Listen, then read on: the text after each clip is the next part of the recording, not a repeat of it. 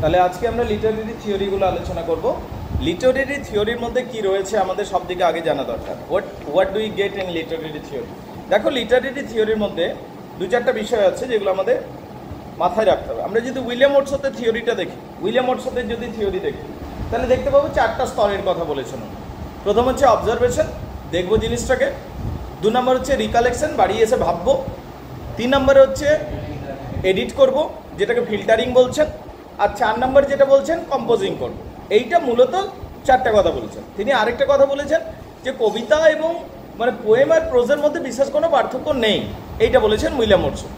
William ওটসওয়ার্থ আরও একটি কথা বলেছেন। কি বলেছেন?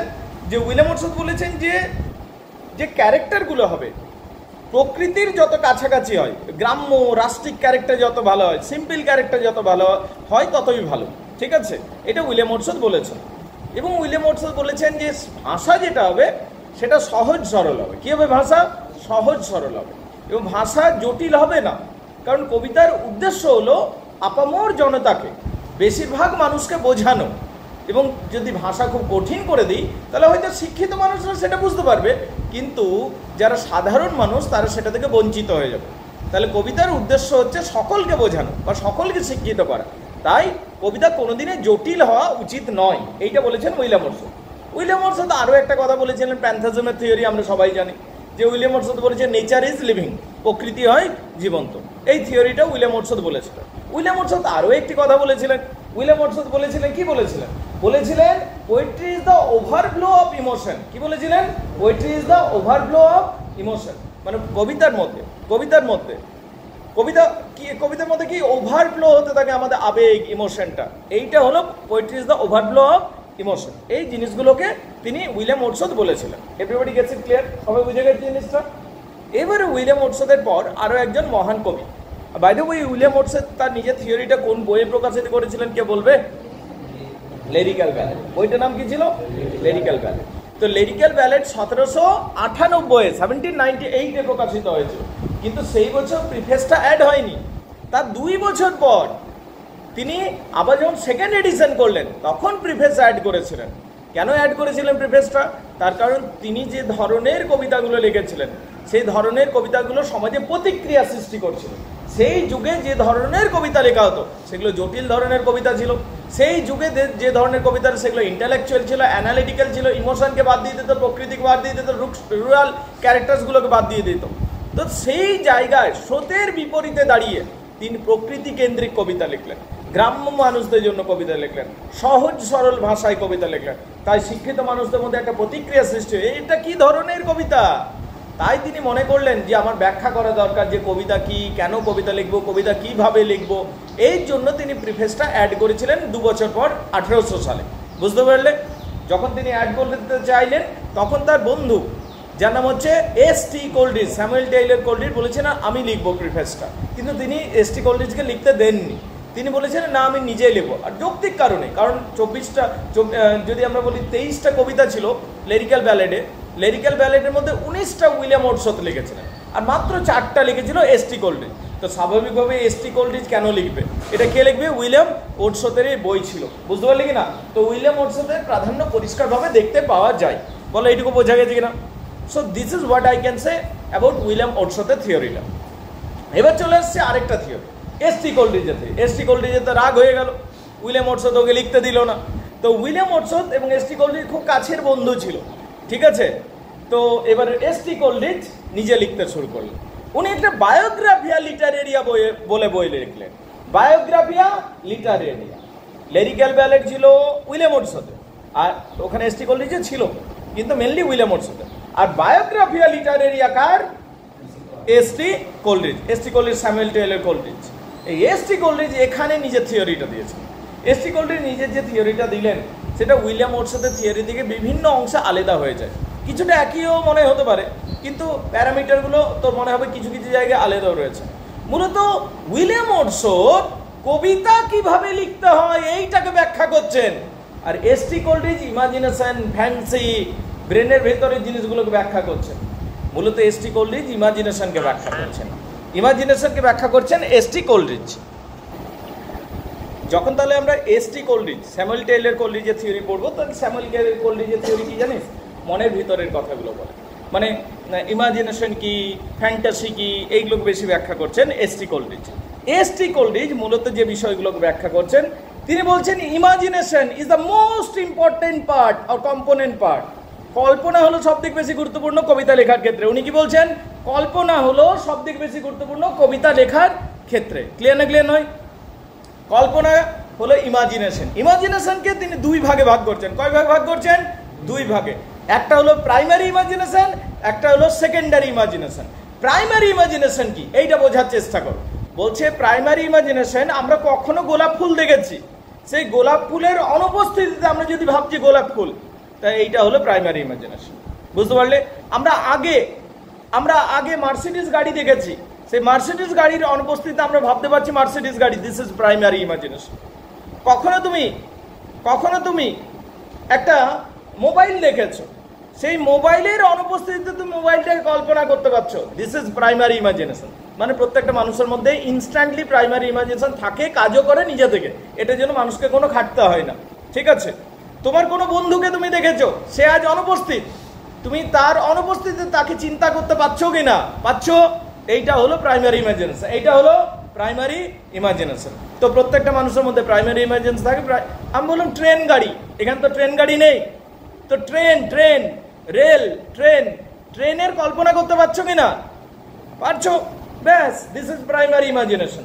মানে বস্তুর অনুপস্থিতি তুমি আগে একবার দেখেছো, ওইটার অনুপস্থিতি আজকে যদি তুমি কল্পনা করে দিতে পারছো জিনিসটাকে, সেইটাকে বলা হচ্ছে প্রাইমারি ইমাজিনেশন।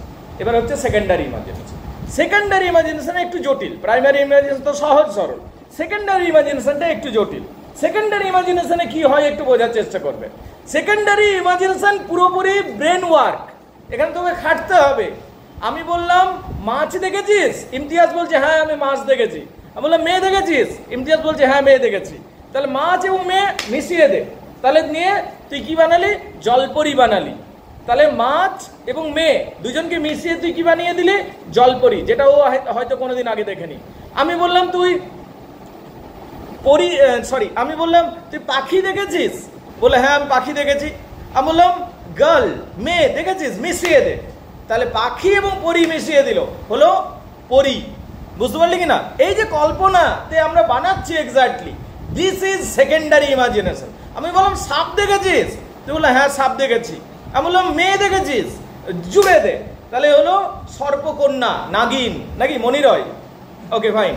আমি বললাম ওকে ফাইন। আমি বললাম সিংহ দেখেছিস? আমি বললাম সাপ দেখেছিস? ঈগল পাখি দেখেছিস? মিশিয়ে দে। এবার দাঁড়া, তুই এবার ভাবছিস, এই যে ব্রেন ওয়ার্ক করে একটা বানালি, একটা সিংহ, তার দুটো পাখা এবং তার লেজটা সাপের মতো, ঠিক আছে, এই যে একটা নতুন ক্রিয়েচার বানালি, সেটা হলো সেকেন্ডারি ইমাজিনেশন, যেটাতে ব্রেন ওয়ার্ক করতে হয়। গ্রিক মিথোলজি যতগুলো ক্রিয়েচার রয়েছে বলতে পারি সেকেন্ডারি ইমাজিনেশন। ক্লিয়ার না ক্লিয়ার নয়? যেমন ধরো আমি ওকে একটা চ্যালেঞ্জ দিচ্ছি, খগেন বাবু আপনাকে চ্যালেঞ্জ দিলাম, একটা পুরুষ, একটা শুয়োপোকা আর একটা ষাঁড়, চল মিক্স করে দেখা। মহিষাসুরটা রে, একটা পুরুষ সিং লাগিয়ে দে আর গায়ে পুরো লোম দিয়ে দে, তো ভয়ঙ্কর একটা মহিষাসুর টাইপের হবে। বুঝতে পারলি কিনা? হ্যাঁ না? তো এই যে তুই অ্যাড করে একটা ইমাজিন করলি, this is secondary imagination. Clear না ক্লিয়ার নয়? সেকেন্ডারি ইমাজিনেশন বুঝতে পারলে? যেমন ধর সাপোজ অ্যাজ অ্যান এক্সাম্পল বলছি, জিনিসটা ভাব, সেকেন্ডারি ইমাজিনেশন। আচ্ছা বলো তো সেকেন্ডারি ইমাজিনেশন কাজের কিনা? এটাই আসল ক্রিয়েটিভিটি, জানো তো? এখান থেকেই তো বানাই জিনিসগুলো, সেকেন্ডারি ইমাজিনেশনকে ব্যবহার করে। কিন্তু এটা অনেক জটিল, কমপ্লিকেটেড, সবাই পারে না এটা। আর আরেকটা বিষয় আছে ফ্যান্টাসি। কি বলা হয়েছে? ফ্যান্টাসি। এখানে মানে দিবা স্বপ্নের মতো, তুই সোফাতে শুয়ে আছিস, চেয়ারে শুয়ে আছিস আর মনে মনে ভেবে যাচ্ছিস আমি গোয়ার বিচে বসে আছি, ওখানে রিল্যাক্স ভাবে ড্রিঙ্ক করছি, ওখানে সুন্দর সমুদ্র দেখছি, ওখানে সানসেট হচ্ছে ওইটা দেখছি। তারপর হঠাৎ করে একটা মার্সিডিজ গাড়ি চলে এলো, ওখানে 2-4টে এমপ্লয়ি তোর নামলো, বললো স্যার সাইন করে দিন, তুই সাইন করে দিলি, তুই ওকে ধমক লাগলি এত দেরি, ঠিক আছে। এই যে তুই ভাবছিস, this is fantasy, this is fantasy. বুঝতে পারলি কিনা? ফ্যান্টাসি কি? ফ্যান্টাসি জিনিসগুলোকে অ্যারেঞ্জ করছিস, কাছাকাছি আনছিস, কিন্তু মিলিয়ে মিশে একটা নতুন কিছু বানাচ্ছিস না।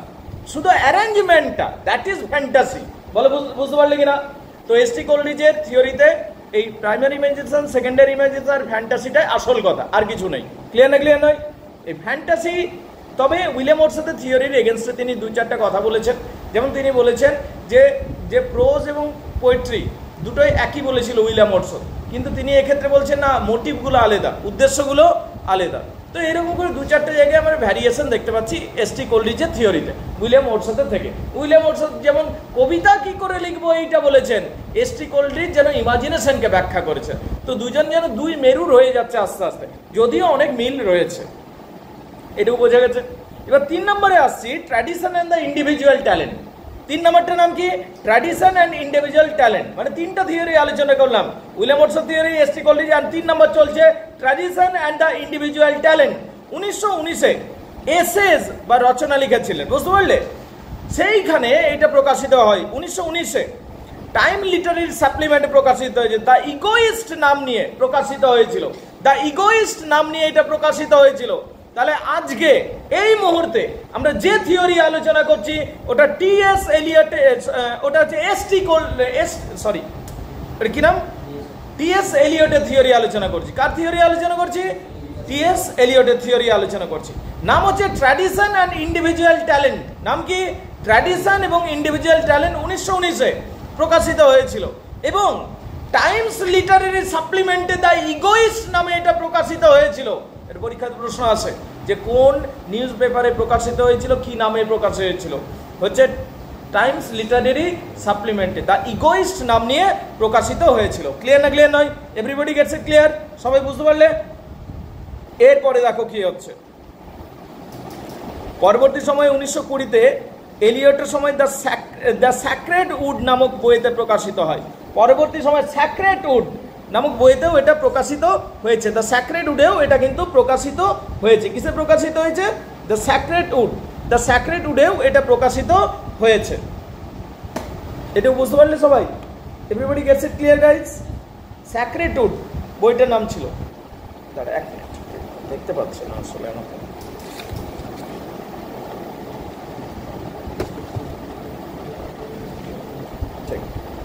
Okay fine. দ্য স্যাক্রেড উডে প্রকাশিত হয়েছিল। এটাও একটা গুরুত্বপূর্ণ শর্ট কোয়েশ্চেন যে কিসে প্রকাশিত হয়েছিল?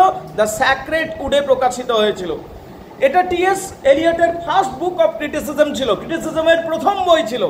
এই রচনাটিতে এলিয়ট সিলেক্টেড প্রোজ, এই রচনাটিতে এলিয়টের সিলেক্টেড প্রোজ এবং সিলেক্টেড এসেতে পাওয়া যায় এই রচনাটা, বুঝতে পারলে? লেখকের জন্ম যদি বলি, মডার্ন একজন লেখক, 1888 26শে সেপ্টেম্বর 1888 জন্ম, সেন্ট লুইস, ইউনাইটেড স্টেটে জন্ম হয়েছিল। লেখকের মৃত্যু 4 জুন 1965-তে লন্ডনে মারা গেছিলেন তিনি। পেশাদার একজন কবি, নাট্যকার, সম্পাদক ছিলেন। হি ওয়াজ ভেরি প্র্যাকটিক্যাল পারসন, খুব একজন বাস্তববাদী মানুষ ছিলেন। হি প্রেজ দ্য মেটাফিজিক্যাল পোয়েটস, তিনি উইলিয়াম ওয়াটসনের বিরোধিতা করেছিলেন এবং মেটাফিজিক্যাল পোয়েটসদের প্রশংসা করেছিলেন।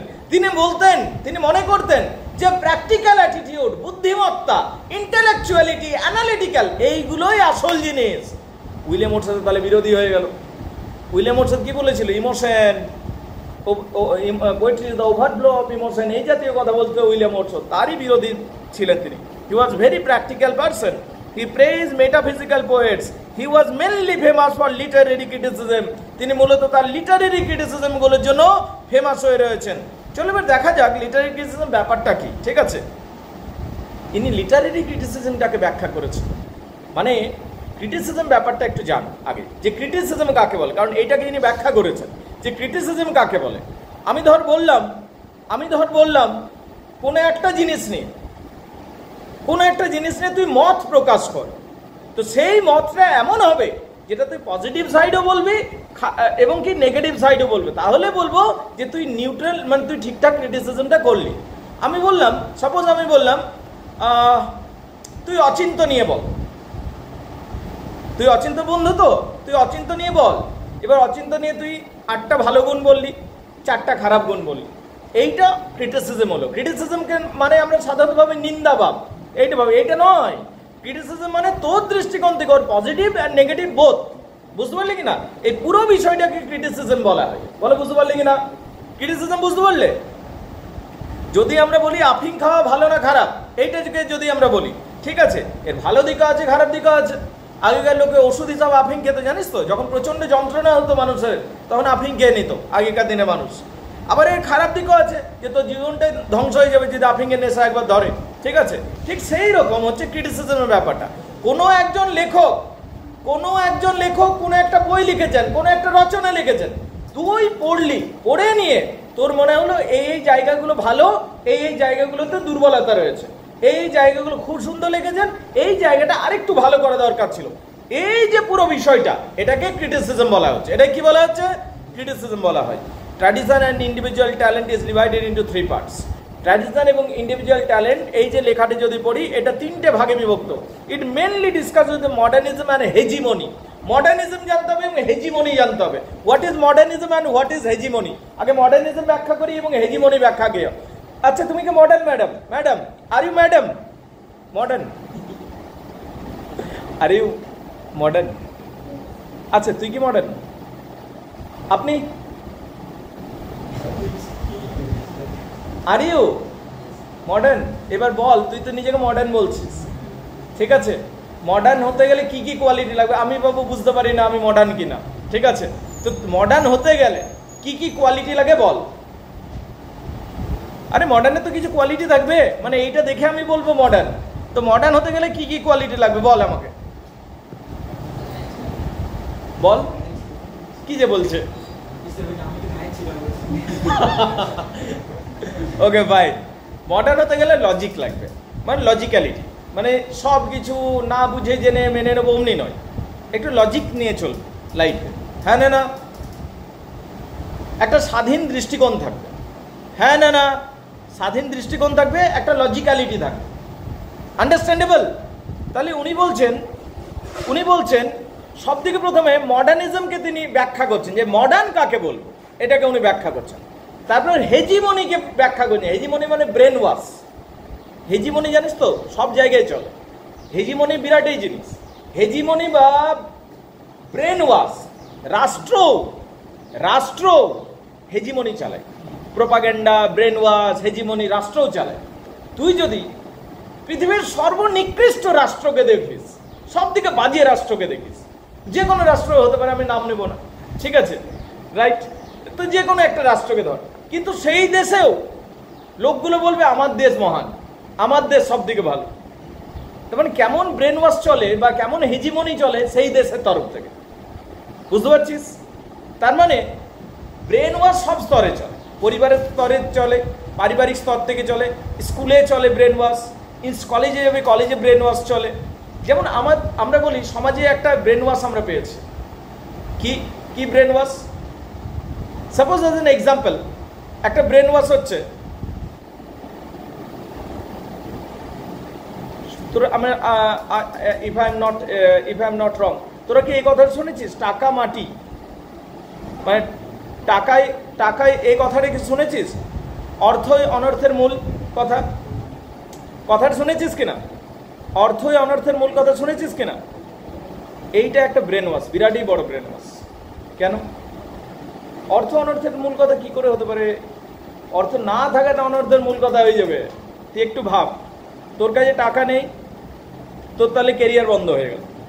কেরিয়ার বন্ধ হলো, তুই চুরি করবি তো তুই জেল যাবি, ওখান থেকে তুই হ্যাপি লাইফ পেলি না। তাহলে অর্থ না থাকাটা হলো রে অনর্থের মূল জিনিস। অর্থ থাকলে কি করে অনর্থ হচ্ছে, বুঝতে পারলি কিনা? তো সমাজে ওইরকম অনেক কিছু হেজিমনি চলে, ব্রেন ওয়াশ চলে, বুঝতে পারলি কিনা? তো সেই ব্রেন ওয়াশ করে, যেমন রাষ্ট্রের তরফ থেকে কি ব্রেন ওয়াশ চলে? রাষ্ট্রের তরফ থেকে যে রাষ্ট্র হোক, ও নিজেকে বলবে আমার দেশ মহান। সেটা আসলে মহান কিনা সেটা পরের প্রশ্ন, কিন্তু ও আগে বলবে নিজের দেশ মহান। হেলথ ফ্যাসিলিটি নেই, এডুকেশন নেই, সিকিউরিটি নেই, তাহলে সর্বশ্রেষ্ঠ দেশ হলো কি করে? When you ask this question, you are becoming logical.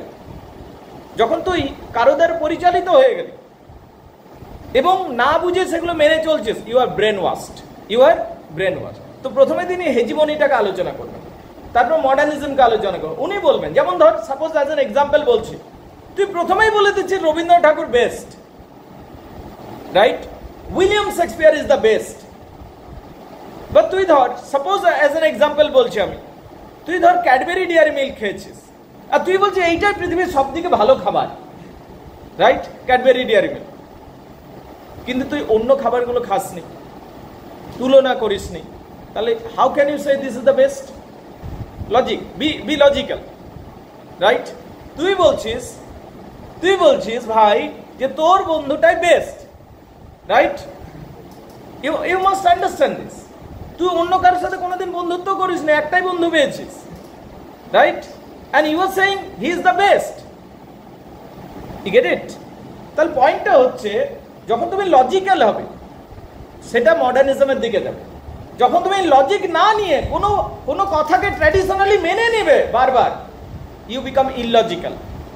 এই জায়গাগুলোকে বোঝানোর চেষ্টা করছে। বলছে একটা যখন ট্র্যাডিশন চলে, প্রাচীন কাল থেকে প্রথা চলে আসে, একটা প্রাচীন কাল থেকে প্রথা যখন চলে আসে তখন সেটা হেজিমনি ক্রিয়েট করে দেয়, আস্তে আস্তে ব্রেন ওয়াশ করে দেয় যে সবাইকে ওইটাই মানতে হবে। আরে ওটা যুক্তি কি, সেই প্রশ্নটাই তো করছি না। Then you are brain wash gradually, এটা হেজিমনি হয়ে গেল নেবে। প্রাচীন কাল থেকে চলে আসছে যে বিয়ের সময় নাকি তোকে পণ নিতে হবে, এটা তো তাহলে ট্র্যাডিশন, হ্যাঁ না? তাহলে এবং তুইও তাই ভেবেই বড় হচ্ছে, তো ভেবে বড় হচ্ছে আমি 10 লাখ টাকা নেব, ঠিক আছে, রাইট? এই ভেবে ও বড় হচ্ছে। তাহলে ও একটা পার্ট অফ হেজিমনি হয়ে গেল, ব্রেন ওয়াশ হয়ে আছে ও অলরেডি। You get it? পয়েন্টটা বুঝতে পারছিস আমি কি বলছি? ট্র্যাডিশন অনেক সময় যেটা যুক্তিহীনভাবে চলে এবং ব্রেন ওয়াশ করে রাখে সবাইকে, ট্র্যাডিশন। দেখো কি বলছে, দ্য কনসেপ্ট অফ ট্র্যাডিশন বোঝানো হবে। প্রথম কি বোঝানো হবে? দ্য কনসেপ্ট অফ ট্র্যাডিশন কি বোঝানো হবে। তারপর theory of impersonal poetry. I hope I am getting it clear that তোমরা মোটামুটি ভাবে ব্রেন ওয়াশ ব্যাপারটা বুঝতে পারলে।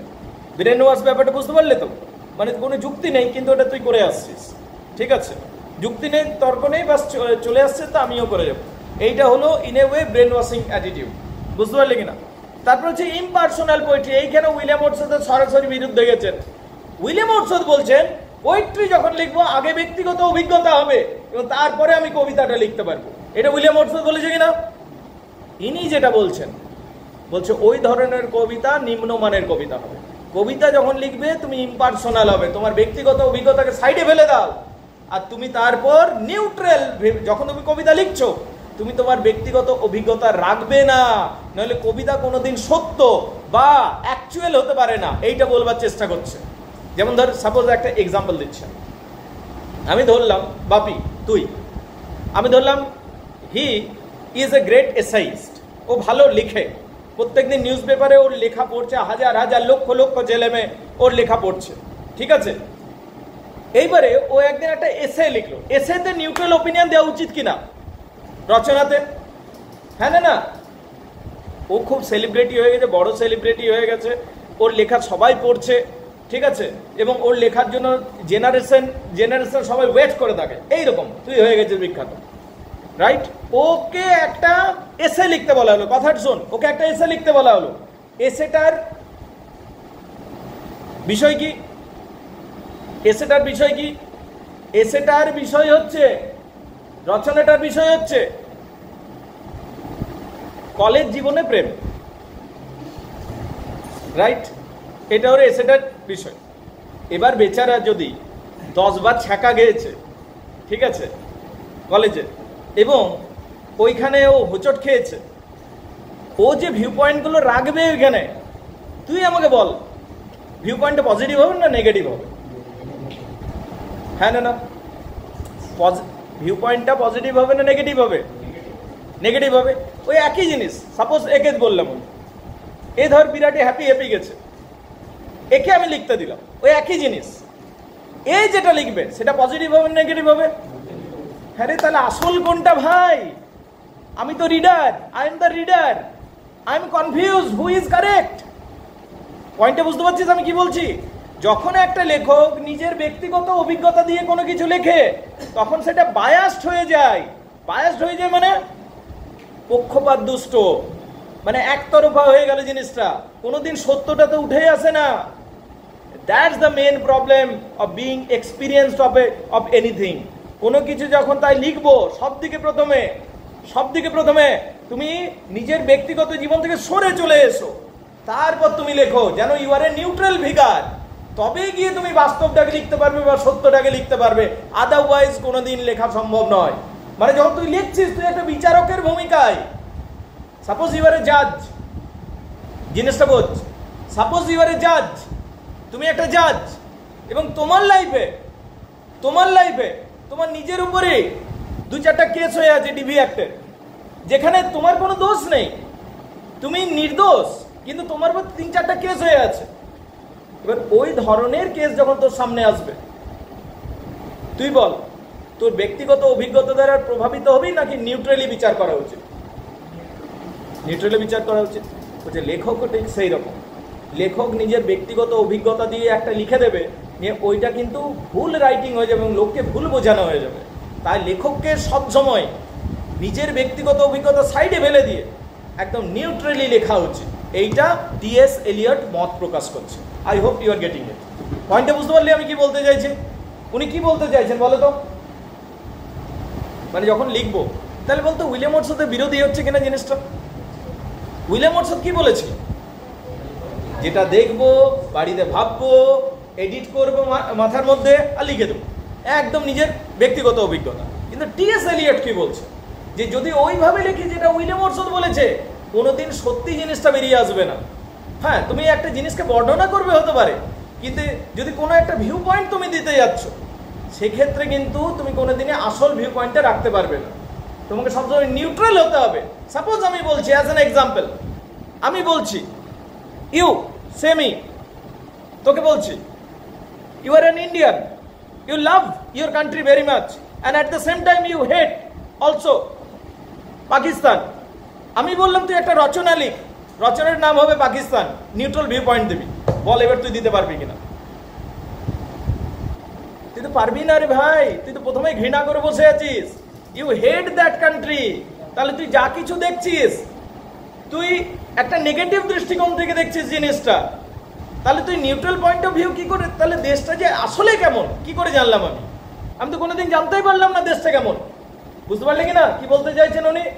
আমি তোকে বললাম তুই ইন্ডিয়া নিয়ে লিখ, আমি ছাড়, আমি বললাম তুই নিজের গ্রাম নিয়ে লিখ, তুই যে গ্রামে থাকিস। এবারে তুই নিজের গ্রামকে বিরাটই ভালোবাসিস, তাহলে তুই, আমি 100% শিওর তুই যাই লিখবি ওখানে সব ভালোই লিখে আনবি, এবং এমনভাবেও লিখবি যে পুরোটাই পজিটিভ। তার কারণ you are a biased person, তার কারণ তুই পক্ষপাত দুষ্ট হয়ে আছিস, তুই আগে থেকেই ঠিক করে নিয়েছিস বা ওইটার প্রতি তোর ইমোশন আছে, সেই জন্য তুই সত্যটাকে তুলছিস না properly. And that's why a writing cannot come from a biased viewpoint. একটা biased viewpoint থেকে কোনোদিন সঠিক রাইটিং বেরিয়ে আসতে পারে না। সেই কথাটি কে বলছে? কে বলছে? টি.এস. এলিয়ট। আমাকে এবার বল, 3টা থিওরি পেলাম, উইলিয়াম ওয়াটসন থিওরি, এস.টি. কোলরিজের থিওরি আর টি.এস. এলিয়টের থিওরি। এস.টি. কোলরিজটাকে সাইডে রাখছি কারণ ও অন্যই কিছু বলেছে, কল্পনা নিয়ে বলেছে। উইলিয়াম ওয়াটসন একদিকে দাঁড়িয়ে আছে আর একদিকে দাঁড়িয়ে আছে টি.এস. এলিয়ট। উইলিয়াম ওয়াটসন বলছিল ব্যক্তিগত অভিজ্ঞতা দিয়ে লিখব, আর টি.এস. এলিয়ট বলছে ব্যক্তিগত অভিজ্ঞতা দিয়ে কোনোদিন পারফেক্ট রাইটিং লেখা সম্ভব নয়, বরং আমাদের লিখবার সময় ব্যক্তিগত অভিজ্ঞতাকে ফেলে দিতে হবে, ডাম্প করে দিতে হবে, তারপরে একটা ইম্পার্সিয়াল ব্যক্তি হিসাবে আমার লেখা উচিত, তবেই গিয়ে পারফেক্ট রাইটিং বেরিয়ে আসবে। আমাকে বলো, কার রাইটিং মানে কার কথা বেশি লজিক্যাল? কারটা মনে হচ্ছে? এইটাই হচ্ছে থিওরি। যখন উইলিয়াম ওয়াটসন পড়াচ্ছিলাম তখন বলছি হ্যাঁ লোকটা ঠিক বলছে, উইলিয়াম ওয়াটসনই ঠিক বলছে। এখন যখন টি.এস. এলিয়ট পড়ছি তখন মনে হচ্ছে হ্যাঁ টি.এস. এলিয়ট বেশি লজিক্যাল। বুঝতে পারলে কিনা? এরপর তিনি কি আলোচনা করবেন? The nature of our conclusion. তিনি আবার আরেকটা বিষয় বলবেন যে কনক্লুশন টানতে হয় কিভাবে কোনো বিষয়, এই বিষয়টাকেও তিনি খুব সুন্দরভাবে বোঝানোর চেষ্টা করছেন। ঠিক আছে, যেমন ধর সাপোজ অ্যাজ অ্যান এক্সাম্পল, দেখ খুব সুন্দর কথা বলছেন উনি, বলছেন কনক্লুশন কি করে টানবো। আচ্ছা মোনালিসা তুমি আমাকে বলবে, মোনালিসা তুমি আমাকে বলবে এই ম্যাডামটা ভালো না খারাপ? বলো। ভালো। কি দেখে বললে? বলো। ভালো বন্ধু, শান্ত থাকে, লাভঝাপ করে না, ভালো মানে দরকারে হেল্পও করে, ঠিক আছে, তা সুতরাং ভালো, তাই তো? মানে আগে কোয়ালিটিগুলো দেখবো, কোয়ালিটিগুলো দেখে নিয়ে বিচার করব ভালো। কিন্তু তুই কি করছিস? প্রথমেই আগে জাজমেন্ট ডেলিভার করে দিবি ভালো, এইবার তুই কোয়ালিটি খুঁজছিস কি কি ভালো আছে। তাহলে বলতো কোন পদ্ধতিটার মাধ্যমে সত্যে পৌঁছানো যায়? আগে কোয়ালিটি বিচার করো, নিয়ে শেষে জাজমেন্ট ডেলিভার করো, এইটা করতে হবে। কিন্তু তুই প্রথমেই কি বলছিস, দাঁড়া, তুই প্রথমেই কি বলছিস, আমি তোকে জিজ্ঞেস করলাম ভারতবর্ষ কেমন দেশ, বল ভালো। এবারে তুই বল, আমি তারপর প্রশ্ন করছি কেন ভালো, তখন তুই লজিক নামাচ্ছিস। আরে বাবা, তুই তো আগেই জাজমেন্ট ডেলিভার করে দিচ্ছিস, তারপর তুই ট্রায়ালটা করছিস। আগে জাজমেন্ট ডেলিভার করে পরে বিচারটা করছিস। অমনি তো কোনোদিন জানতে পারবে কি তোর তো জাজমেন্ট ডেলিভার হয়ে গেছে? আগে ট্রায়ালটা হোক, তারপরে জাজমেন্ট ডেলিভার হবে। বুঝতে পারলে ব্যাপারটা আমি কি বলতে চাইছি? আমি বললাম, আমি প্রথমেই বলে দিচ্ছি William Shakespeare is the greatest, এইটা বলে দিলাম, William Shakespeare is the greatest. আরে যেটা বলছে ইউরোপিয়ানরা, বলছে Iliad Odyssey is the greatest বলছে, সাপোজ নিয়ে তারপর কারণ দেখাচ্ছে ইলিয়াড ওডিসিতে অনেকগুলো ক্যারেক্টার আছে, ইলিয়াড ওডিসিতে খুব ক্যারেক্টারগুলো ডেভেলপ, তারপর হচ্ছে ইলিয়াড ওডিসি অনেক পুরনো, ইলিয়াড ওডিসির মধ্যে যে মাধুর্য আছে সেটা অসাধারণ, রাইট? এমনি করে যেন প্রথমে জাজমেন্টটাকে প্রমাণ করার চেষ্টা করছে, যেটা আমি বলেছি এটা ঠিক, কিন্তু এটা সঠিক ওয়ে নয়। সঠিক ওয়ে কেমন হবে? আগে তুমি কোয়ালিটিগুলো নামাও, নিয়ে বলো যে এটা কি। আমি বললাম একটা দেশ, শোন, একটা দেশ যেখানে হেলথ ফ্রি, এডুকেশন ফ্রি, নিরাপত্তা পাবেই, কারোর সাথে কোনো কিছু ঘটনা হলে 50 lakh rupees minimum damage claim হয় ওখানে, মিনিমাম। একটা দেশ রয়েছে টেররিস্ট অ্যাটাক একটাও নেই, একটা দেশ রয়েছে, ওই দেশটারই কথা বলছে, ওই দেশে কেউ যদি অ্যাক্সিডেন্টে মরে যায় তার পরিবারকে রাষ্ট্র সুরক্ষা দেয়। ওই দেশে যদি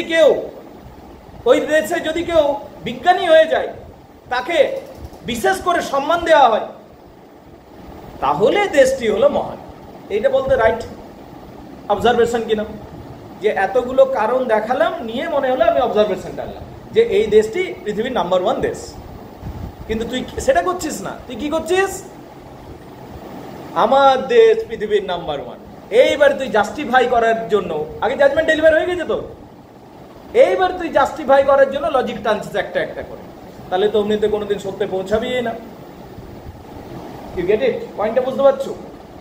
সাপোজ ধর্মের দৃষ্টিকোণ থেকেও, সাপোজ কেউ বলছে আমার ধর্ম মহান, এইবার আগে জাজমেন্ট ডেলিভার করে দিলি তুই, তারপর তুই লজিক টানছিস না। অমনি করলে হবে না, আগে তুমি লজিক দাও, নিয়ে শেষে জাজমেন্ট ডেলিভার হবে কম্পারিজন টেনে, তবে গিয়ে তুমি বুঝতে পারবে কোনটা ঠিক। ক্লিয়ার না? ক্লিয়ার নয়? তুই বলছিস English literature is the best, কি করে বলছিস? তুই তো আগে জাজমেন্ট ডেলিভার করে দিলি, তাহলে তার লজিক ট্রায়ালের কোনো প্রশ্ন নেই, তোর তো জাজমেন্ট ডেলিভার হয়ে গেছে। বলছে এইটা ইংরাজি সাহিত্যে করা হচ্ছে, ইংরাজি সাহিত্যের তার মানে অ্যাপ্রোচটা ভুল, ইংরাজি সাহিত্যের অ্যাপ্রোচটা ভুল, বরং ফ্রেঞ্চ লিটারেচারের অ্যাপ্রোচটা রাইট। ফ্রেঞ্চরা কোনোদিন আগে বলে না, ফ্রান্সের লোকজন, যে আমাদের সাহিত্যটা বেস্ট, ওরা বলে না। ওরা আগে জিনিসগুলোকে লজিক্যালি টানবে, তারপরে দেখাবে যে উই আর দ্য বেস্ট। তাহলে দুটো আমরা স্টাইল দেখতে পাচ্ছি, একটা যে প্রথমে জাজমেন্ট ডেলিভার করে দেয়া, আর তারপরে সেই জাজমেন্টটাকে তুই এতজনের সামনে বলে ফেলেছিস, তাই সেটাকে যুক্তি দিয়ে সাজানো কোনোভাবে, মানে কোনোভাবে এই হিজিবিজি করে বোঝানো। আর অন্যদিকে আগে লজিক দিয়ে দিয়ে টান, নিয়ে শেষে তুই জাজমেন্ট ডেলিভার কর। দুটো পদ্ধতির মধ্যে কোনটা বেশি কারেক্ট? কোনো কিছু সত্য নির্ধারণের ক্ষেত্রে কোনটা বেশি কারেক্ট? বলো বলো। আগে কোয়ালিটি নিয়ে এসো, নিয়ে শেষে বিচার করে নিউট্রালি, তবে গিয়ে তুমি সত্যে পৌঁছাতে পারবে। বলছে প্রথমের যে ভুলটা, প্রথমে জাজমেন্ট ডেলিভার করা, এইটা হলো ব্রিটিশদের রীতিনীতি, মানে ইংল্যান্ড এবং যে ইংরাজি সাহিত্য পড়ছে এটা তাদের রীতিনীতি। আর প্রথমে কোয়ালিটি বিচার করব, আর শেষে গিয়ে বলবো এটা ভালো না খারাপ, এইটা হলো ফ্রেঞ্চ রীতিনীতি। তাই ইংরেজদের থেকে ফ্রেঞ্চদের লিটারেচার বেশি উন্নত বা বেশি অ্যাকিউরেট বা সুটেবল, এইটার ওপিনিয়ন তিনি রাখছেন, টি.এস. এলিয়ট। তাহলে মোটামুটিভাবে রাফলি জিনিসটা কি আমি আজকে বোঝালাম, আজকে তো এটা ডিটেলসে যাব না।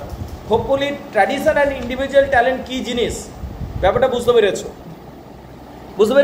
এবার কার কি প্রশ্ন আছে বলো, আর ব্যাখ্যা করছি বিষয়টাকে।